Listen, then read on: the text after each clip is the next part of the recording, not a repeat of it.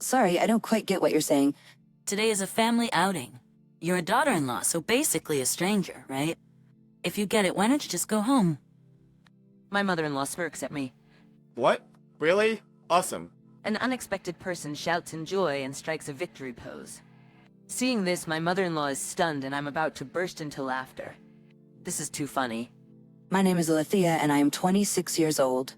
My husband Josh, a college classmate, works in his family's grocery store, which has been around for 3 generations. Since getting married, I've moved in with his family and work alongside them. His grandfather, Theodore, citing his weakening legs, handed over the store to my father-in-law, Oscar, last year. It's not that I can't walk, but I'm still in good health, so I sometimes go to the store. Theodore still comes to the store occasionally, and when he does, sales nearly double. It's clear how much the community loves this store. Eventually, Josh is expected to take over the business. I used to work in an office, but now I mainly handle the store's administrative desks. Since Theodore handed the store to Oscar, I've been spending more time on the shop floor. I had no experience in customer service, but it turns out I'm good at it. People even say I've become the store's poster girl. Alethea, you've really brightened up this place. Josh is lucky to have you. Those kind words come from Dave, who runs a candy store next door. We supply the fruits for Dave's store, and he's been a loyal customer for years.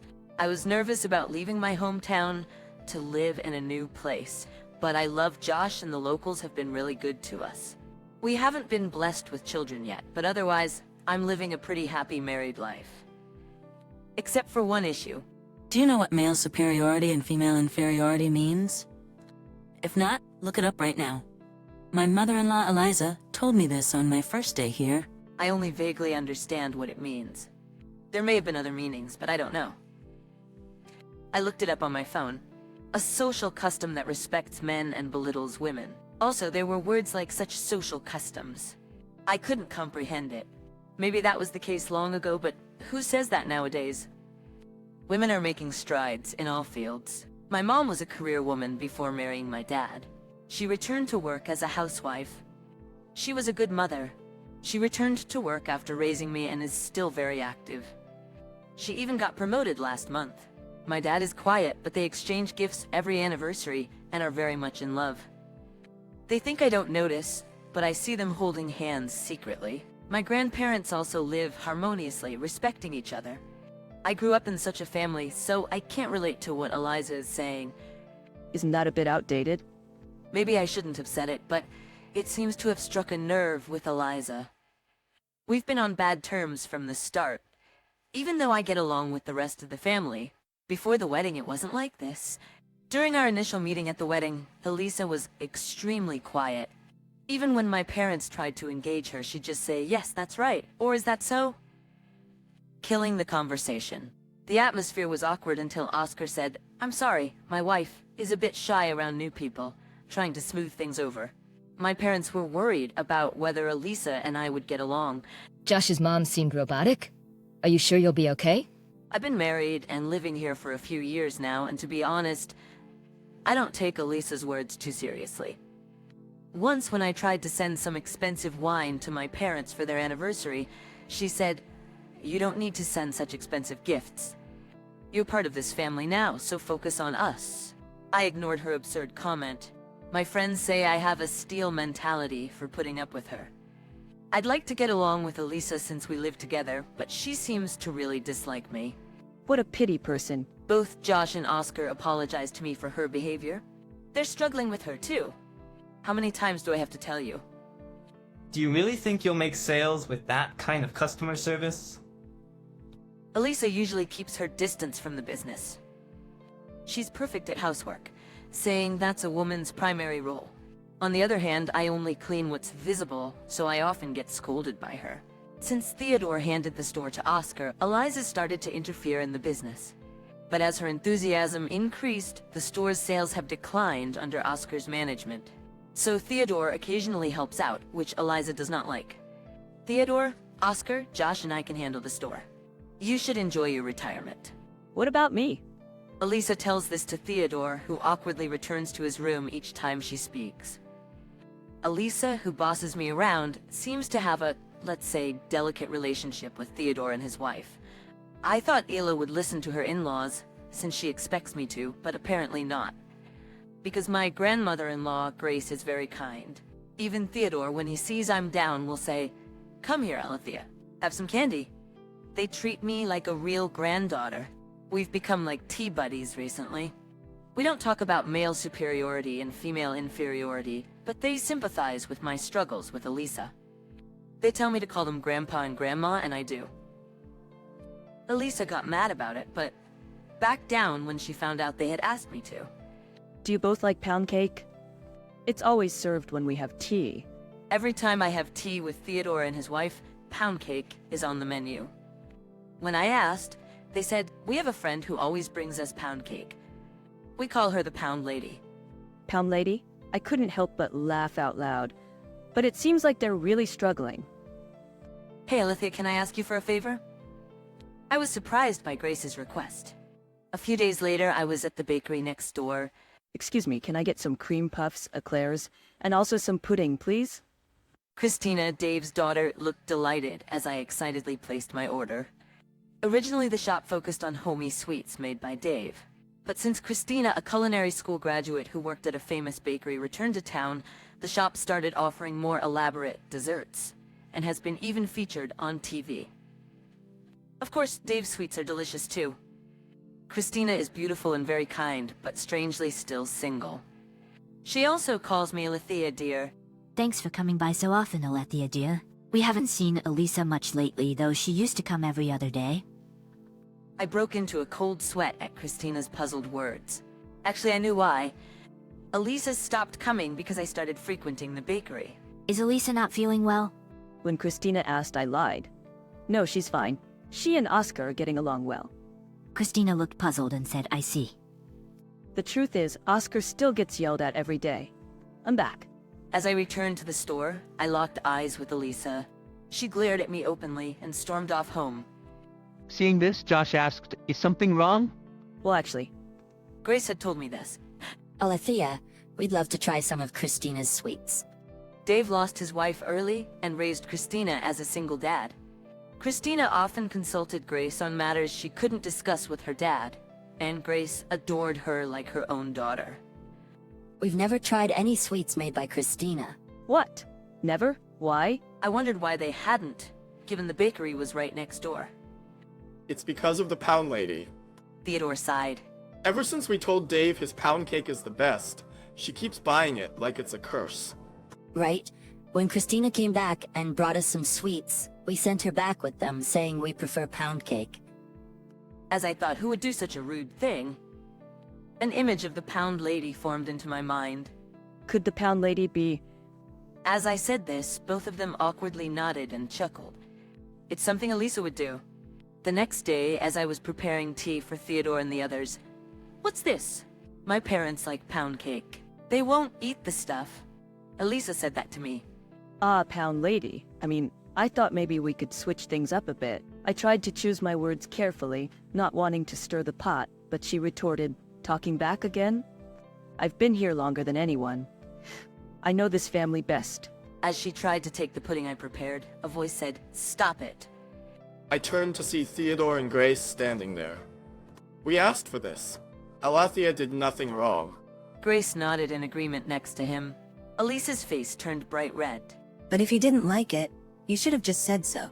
Tears filled Elisa's eyes. We couldn't say anything because we knew you were kindly preparing tea for us every day since we retired. But having pound cake every day is too much. Elisa, her face still red, said, "Then do as you please. I won't prepare tea anymore." With that, she stormed off. Theodore and Grace could have gone to the shop themselves, but they were afraid of being seen and weren't getting back to Elisa. Elisa has been strong-willed since she moved in. We thought it was an odd match for our mild-mannered son, but we tolerated it because he chose her.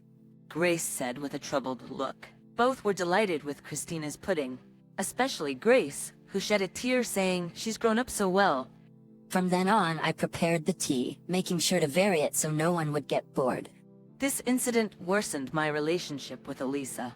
The tension spread throughout the house, making mealtimes as quiet as a funeral. unable to bear it, suggested, how about a family overnight trip on the shop's next day off? Great idea. Josh agreed, instantly lifting the mood. I glanced at Elisa, who seemed to agree, and even offered to handle the hotel arrangements.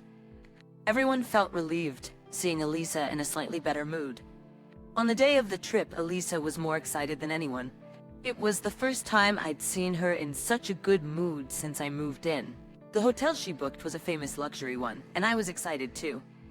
Good, she does have normal emotions. Alethea, could you accompany me to the front desk for check-in? Feeling uneasy at Elisa's sinister smile, I went with her to the front desk. Reservation for 5? Did I hear that wrong? No, if there are 6 people. Before I could finish, Elisa cut me off. Yes, that's correct. A reservation for 5. I didn't understand what she meant. By any count, there were 6 of us today. Huh? Elisa, are you leaving? When I said that, she glared at me and retorted, "Why would I leave? You're the one who should go." Sorry, I don't understand what you mean. That's because you're not family. You're just my son's wife. Got it? Now leave. She mocked me with her words. I was confused and of course angry. It was a low blow. And if she didn't want me here, she shouldn't have brought me in the first place. The front desk clerk looked uncomfortable, which made me feel even worse. Just then, What? Really? Day. I turned around to see everyone else standing right behind us. Apparently, they had come over because they were curious about what was going on at the front desk. The one who just cheered was Theodore. If my grandson's wife is a stranger, then you're a stranger to us too. Sorry, but could you leave? Elisa looked shocked, her eyes wide as she stared at Theodore. I was worried I wouldn't be able to hold back my laughter at this unexpected turn of events. What are you saying? After all I've done for this family. Grace, usually so mild-mannered, couldn't hold back anymore. We've put up with a lot because you're the woman our son chose. But the main thing is, she paused, then said, "Your face is scary, you know?" I couldn't hold back my laughter, and when I glanced at the front desk clerk, she was also struggling to contain her giggles. Elisa's makeup was unique, especially her eyebrows, which were always at a 45-degree angle, like a roller coaster. What's going on? Elisa was getting heated, so the hotel kindly provided us with a room. It was an awkward situation. Once we were seated, Theodore and Grace began lecturing Elisa about all the pent-up grievances they had. Apparently, Elisa had worked in the shop right after getting married, but was terrible at customer service. Her scary face and rude responses like, "What? I can't hear you, say it again," had made her unsuitable for the job. Theodore warned her each time, but Elisa seemed to get upset. Oscar had apparently become infamous for marrying such a woman. Still, Grace had always defended her, saying she's usually a good girl, just a bit shy. There was no way she could say something like, "I'm afraid of your face, so please don't go to the store," so she decided to ask her to do some housework. Fortunately, Elisa was also very thorough with her housework and seemed to be very involved in raising her son, Josh. Yeah, my friends always said my mom looks scary, making me elbow him to stop making me laugh. Lately, sales had dropped significantly since Elisa started working in the shop again. People were yelling at Josh and Oscar in front of the store, and some people looked at me suspiciously and left without buying anything. We're in the customer service business. Your attitude might be driving customers away. Can't you do something about it? But Elisa simply retorted, "No, I can't." Aren't you too strong-willed? As I stood there in disbelief, Elisa glared at me and yelled, "Why is she okay? And I am not? I don't get it." Feeling that Elisa would not calm down if I stayed, I said, "I'll go ahead and leave," and stood up. I'm leaving too. Me as well. Of course, me too. Theodore, Grace, and Josh, her own son, also stood up. Frustrated, Elisa slammed her hand on the table and yelled, "Why?" Startled by the noise, Oscar, who had been silent until now, shouted, "Enough is enough!" Elisa looked shocked, perhaps because Oscar had rarely ever raised his voice at her. I can't take it anymore. Let's get a divorce. Oscar had reached his limit. Different before they got married. Maybe if they communicated better, things would have been different. I think her bad attitude is probably innate. I don't think there is any understanding her. In the end, Oscar and Elisa decided to get a divorce and she moved back to her parents' home. The trip was, of course, cancelled. Oscar paid the full amount for the hotel and deeply apologized, promising to stay there another time. On the day Aliza left, she kept saying, "If you hadn't come, everything would have been fine." But I think someone would have reached their limit eventually, and the outcome would have been the same. Take care. I never understood your views on male superiority and female inferiority. Maybe you should look it up. That was the last thing I said to her.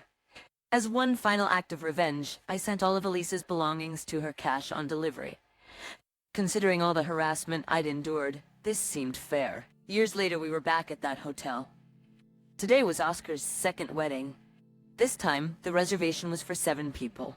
I'm looking forward to dinner, Christina. Oscar's new wife was Christina, who owned the bakery next door. She had loved Oscar since childhood. She had decided never to return to our hometown after learning that Oscar had married, but she came back because she was worried about her father, Dave. When she found out Oscar was divorced, she didn't want to have any regrets. I'm so happy Christina is my new mother-in-law. Who would have thought we'd become family with Dave? Theodore and Grace were also smiling happily. Dave, the father of the bride, was of course joining us on the trip. I wonder if I can finish my meal. Lately, I've been feeling something in my chest. As I said this with a wry smile, Christina whispered something in my ear. It seems the next time we come, we might need a reservation for 8. Thinking this, I took Christina's hand and walked back to our waiting family.